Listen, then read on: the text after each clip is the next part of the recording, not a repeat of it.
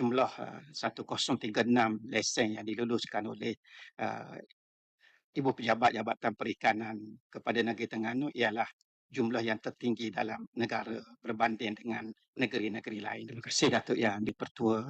Terima kasih Yang Berhormat Pengkalan Berangan yang sentiasa mengambil berat tentang isu-isu nelayan di daerah Maran khususnya, sama ada di Pengkalan Maran, Mercang, Gombalai, Batu Putih, Jambu Bongkok.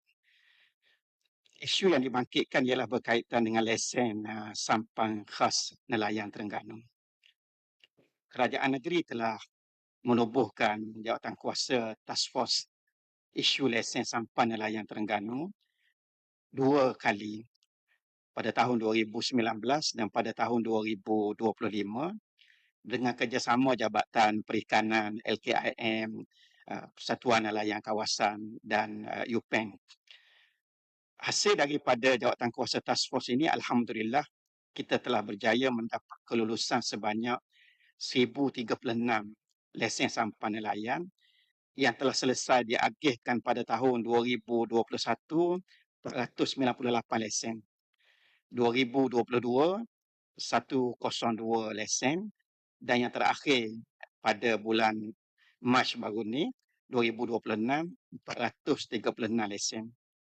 Apabila selesai agihan lesen terakhir pada bulan Ramadan baru-baru ni, kalau mengikut kepada data terkini yang kita dapat daripada perikanan, daripada LKIM dan juga daripada persatuan-persatuan nelayan kawasan, bolehlah dirumuskan sepatutnya tiada lagi isu nelayan sampan Terengganu yang turun ke laut tanpa lesen. Dengan makna isu lesen ini telah selesai.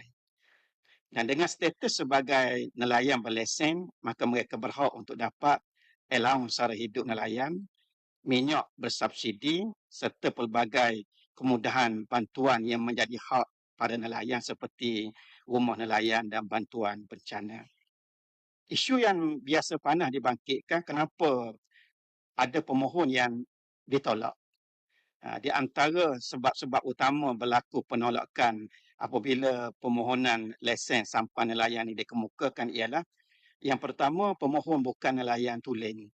Mereka adalah nelayan rekreasi yang turun ke laut sebagai hobi hujung-hujung minggu saja. Yang kedua, pemohon merupakan pesara yang memiliki pencen. Yang ketiga, pemohon pernah memiliki lesen sampan tapi telah dibatalkan atas sebab-sebab tertentu. Ada yang paling ramai sekali ialah pemohon merupakan nelayan sambilan yang tidak ada vessel dan tidak ada enjin sendiri, sekadar turun ke laut tumpah-tumpah orang saja. Jadi inilah di antara punca-punca utama kenapa berlaku penolakan terhadap permohonan yang dikemukakan. Terima kasih. Saya Mak, ada soalan tambahan? Okay. Terima kasih kepada kerajaan yang telah berjaya untuk memproses kelulusan sehingga ke 1036 lesen sampan baru. Saya mendapat aduan selepas kita mendapat lesen sampan, urusan untuk mendapatkan kad subsidi minyak mengambil masa yang agak lama. Ada yang setengah tahun ataupun lebih daripada tempoh itu. Jadi persoalan saya ialah kenapa masalah ini berlaku dan apakah kaedah-kaedah penyelesaian untuk kita membantu para nelayan ini selepas mereka mendapat lesen, mendapat kad subsidi dengan tempoh masa yang lebih cepat. Sekian. Terima kasih, Kepala Bangang. Datuk Yang di-Pertua, sebagai rekod untuk makluman Dewan, jumlah 1036 lesen yang diluluskan oleh Ibu Pejabat Jabatan Perikanan kepada Negeri Terengganu ialah jumlah yang tertinggi dalam negara berbanding dengan negeri-negeri lain. Bila nelayan dapat lesen, mereka tidak secara automatik akan dapat kad untuk subsidi minyak dan juga allowance sara hidup nelayan. Mereka perlu turun ke laut, kemudian melaporkan hasil tangkapan dalam tempoh 120 hari. Maknanya lebih kurang 4 bulan. Dan apabila cukup tempoh minimal 120 hari, maka bolehlah mereka mengemukakan permohonan untuk mendapatkan kemudahan yang disebut oleh Yang Berhormat Pengkalan Berangan tadi. Jadi tidak ada kelayakan secara automatik.